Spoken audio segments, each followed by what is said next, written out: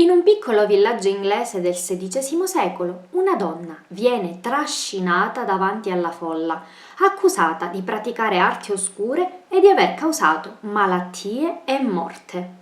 Il suo nome è Ursula Kemp.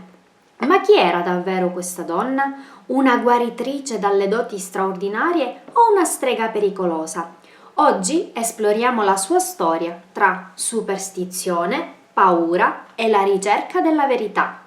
Benvenuti nel regno delle donne che la storia ha temuto ma che non possiamo dimenticare. Io sono Cinzia e questa è una nuova puntata della rubrica Lacrime di Cenere, dove esploreremo la storia di diverse donne più o meno conosciute che sono state ingiustamente accusate di stregoneria. Ma prima di iniziare io direi via con la sigla!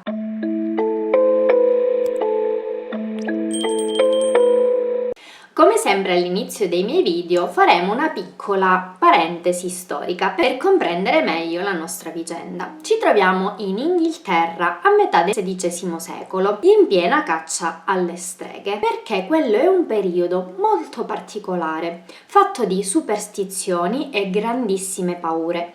Quindi le donne venivano malviste, soprattutto quelle che avevano a che fare con la cura dei malati o più comunemente volevano essere un po' indipendenti. La nostra storia si svolge in un piccolo paesino dell'Essex chiamato St. Osyth e naturalmente, essendo piccolo, si conoscono tutti. La nostra protagonista Ursula Kemp, conosciuta come Gray, nasce intorno al 1525. È una delle poche donne presenti nel borgo e fin da subito si dà da fare per aiutare chi ne ha più di bisogno. Crescendo impara a creare delle miscele curative, composti medicinali e studia la proprietà delle erbe. Dovete sapere che però a quei tempi era una cosa molto pericolosa perché chi aveva a che fare con le erbe medicamentose veniva sempre mal visto. Però nel paesino nessuno se ne lamenta fin quando comunque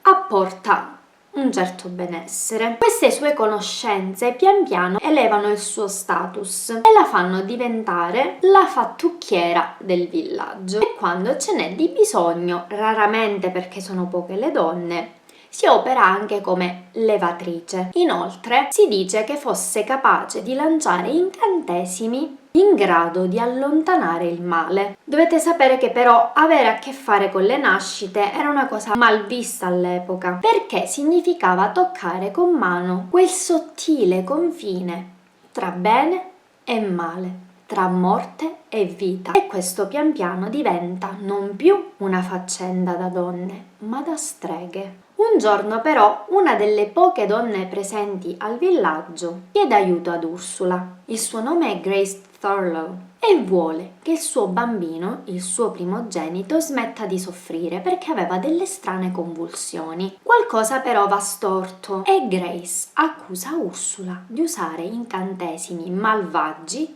non seguendo la fede in Cristo. A questa accusa Ursula, che è una donna molto caparbia ma anche un pochino cattiva, risponde con una velata maledizione. Fortunatamente, pochi giorni dopo, la figlia di Grace, la piccola, cade dalla culla, si rompe l'osso del collo e muore. Ma non finisce qui, perché Grace, affetta da artrite, rimane paralizzata. In un primo momento chiede aiuto ad Ursula e patteggiano una piccola ricompensa. Pattuito questo accordo, naturalmente Ursula l'aiuta e in pochi giorni Grace si riprende. Però allora Ursula si arrabbia ferocemente e improvvisamente la sua artrite peggiora. Questo ci stiamo chiedendo cos'è che comporterà. E naturalmente Ursula viene tacciata di essere una strega e lì pian pianino non solo sarà Grace ad accusarla, ma tante altre persone del villaggio, perché dobbiamo sempre ricordarci che quando ci sono queste accuse la paura si fa sempre forte, quindi è come se ci fosse una specie di isteria di massa, tutti la accusano. A questo punto si istituisce un processo e il magistrato Brian Darcy inizia a interrogare tutte le persone che l'hanno accusata. per far luce sul caso. La confessione più straordinaria risulta però essere quella del figlio di Grace. Il piccolo di 8 anni ingenuamente fa delle affermazioni. Io mi chiedo onestamente chissà sotto quali costrizioni. Dice che la madre interagiva con dei famigli, che sono degli animali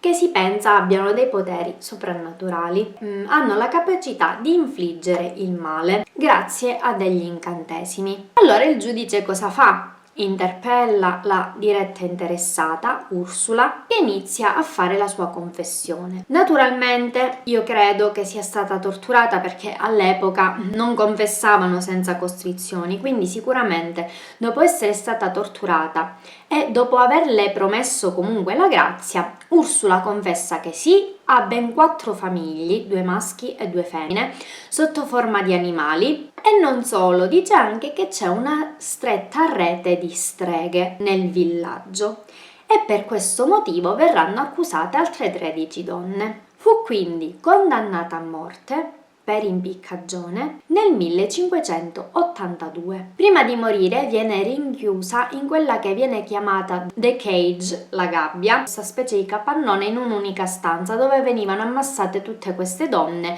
e potevano incontrare i loro familiari appunto prima dell'esecuzione. Una stanza in cui il dolore ha permeato le pareti, riempito le fessure, imbrattato le mura e che oggi è tristemente famosa come uno degli edifici più infestati dell'Essex. Il caso di Ursula Kemp quindi rappresenta un esempio emblematico della caccia alle streghe e delle ingiustizie subite dalle donne. La sua storia è diventata un simbolo della lotta contro le persecuzioni basate su superstizioni e paure. Oggi la figura di Ursula Kemp è spesso richiamata in discussioni sulla storia delle donne e sulle ingiustizie legate alla caccia alle streghe. E voi cosa ne pensate di questa storia? Naturalmente a fine video vi invito, se vi piace, a iscrivervi al mio canale e ricordate, la storia non è solo nei libri, ma nel cuore di chi sa ascoltarla. E se questa storia ti ha incuriosito, non perdere il video su Agnes Sampson, un'altra figura oscura e controversa processata per stregoneria. Clicca qui!